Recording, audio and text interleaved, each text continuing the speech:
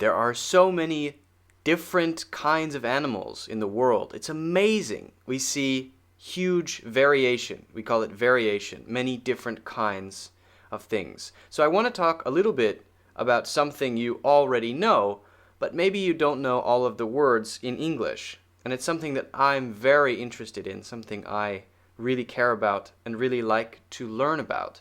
And that something is evolution. Evolution is the process by which one species moves to another species or becomes another species. Okay? And I want to talk about how animals evolve. Evolve is the verb, evolution is the noun. So the simple way to think about evolution is to think about how it works in a simple situation. And I think a simple way to look at it is to look at dogs. So look at dogs. There are so many different kinds of dogs. There are dogs this big that and there are huge dogs, huge dogs. But they're all dogs. All of them are dogs. And so I think this is very interesting, and it shows us something about evolution.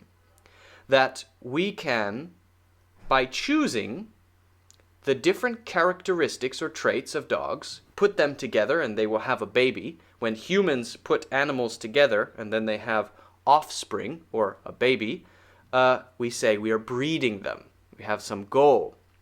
Breed these two dogs to try to get bigger and bigger dogs. Here's a big dog, put them together, bigger. Here's a big one, put them together, bigger. Over time, we can select traits. Traits means things about it we like. For size, I want a big dog.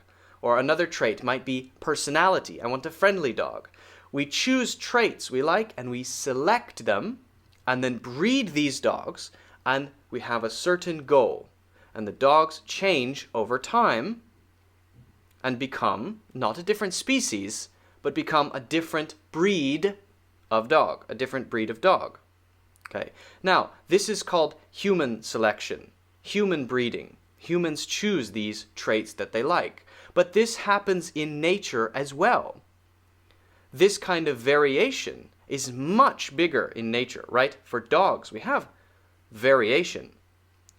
Big dogs, small dogs, happy dogs, angry dogs, fighting dogs, all kinds of dogs. But in nature, variation is huge. We have tiny bugs and people and monkeys, and we have little bacteria. We have all kinds of animals, fish and whales, everything that is living, plants, everything that's living. That's huge variation. This happens basically by the same process as with the dogs, but it's more complicated. Instead of people selecting traits, animals survive based on their ability to survive, and so we say that they're selected naturally, and we call this natural selection. Natural selection. So for example, you have an animal who has 3 babies, and they live in a place which is very cold. One of the babies was born with a little bit more fur, for example. That means hair on their bodies, fur. And this baby maybe survives and lives in this colder and colder place. And so they have a characteristic that allows them to survive. Then when they have children, maybe their children will have heavier fur. And so the stronger things, we say, survive. This is like nature is choosing things that will live and not live. This is called natural selection. Now, how did the baby get more fur?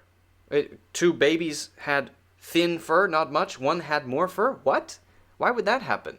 The offspring or babies that an animal has are not always the same as the parent. Not just 2 parents together. There might be some small changes with that animal when it's born. No animal is exactly the same. These small changes we call mutations. Mutations means small changes, especially in the DNA of the animal.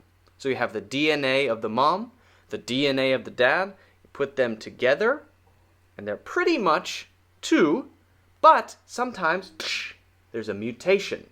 And the mutation maybe makes this one have more fur to keep them warmer and to allow them to survive, whereas the others maybe cannot. And that's just an example. But this mutation is one of the things that allows animals to adapt to their environments and continue to survive and have children. If they survive, they can have children. If their children survive, their children can have children. And the things that help them survive are, we say, adaptations, sometimes caused by mutations. So mutation is the change. The adaptation means changing to your environment. If you adapt to your environment, if you change to your environment, you say, you're adaptable. You have adapted. You made an adaptation.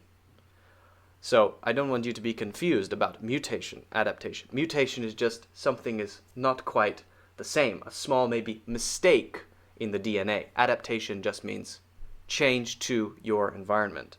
So natural selection.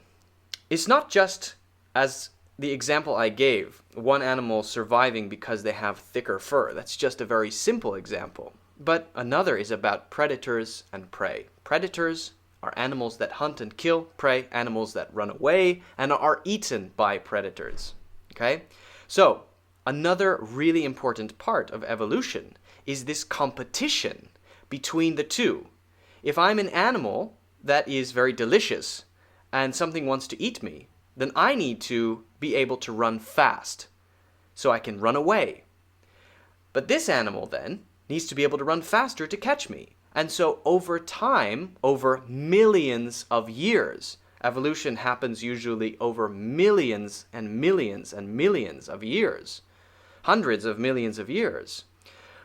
These animals adapt and become faster and faster, or different adaptations to make them maybe able to hide from other things. So evolution is often a competition between predator and prey, and natural selection often chooses things that, for example, can run faster away from predators or hide themselves from predators. Or if you're a predator, run faster to catch the prey or see the prey better. And we call this an arms race. Two things competing, getting better and better and better. So, how can we make a new species? How does a new species form?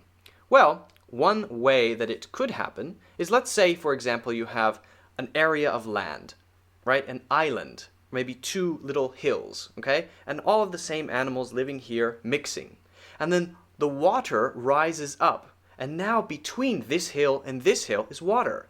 So these animals are now separate. And so they begin to evolve separately over time. Millions of years, thousands of years, it could be. So thousands of years evolving, no contact. Over time, they will become so different that when we look at them millions of years later, we say, this is a different species from this species.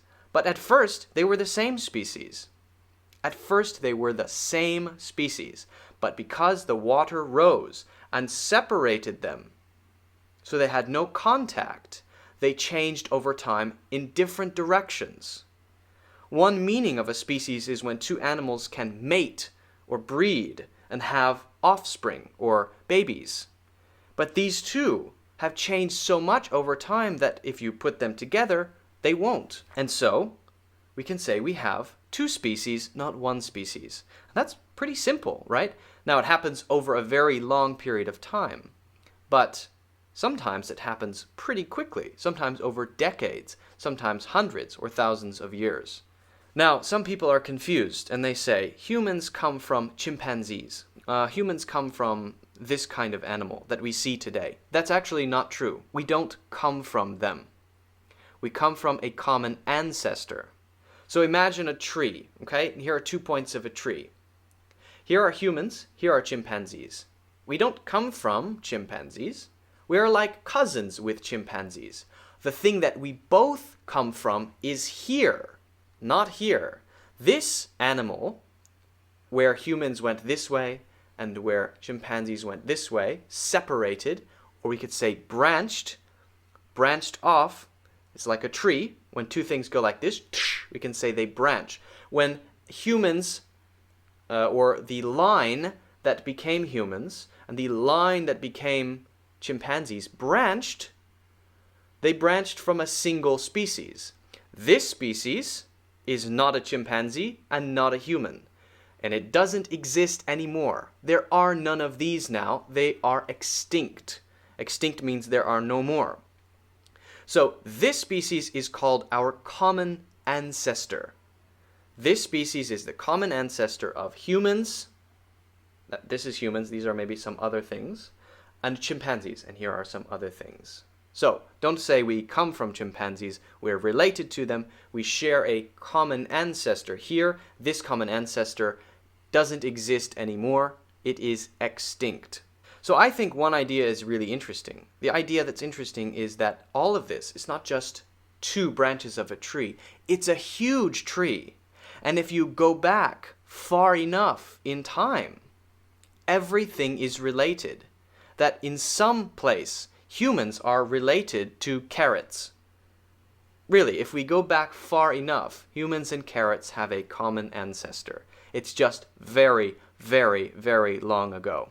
And I think that's really interesting. So, if you have any questions about evolution, you want to talk about it with me, please let me know. Or you can ask your questions in the group on cloudenglish.net. Anyway, thank you for watching. Bye-bye. Let's look at it again, compressing 4 billion years of evolution into 40 seconds.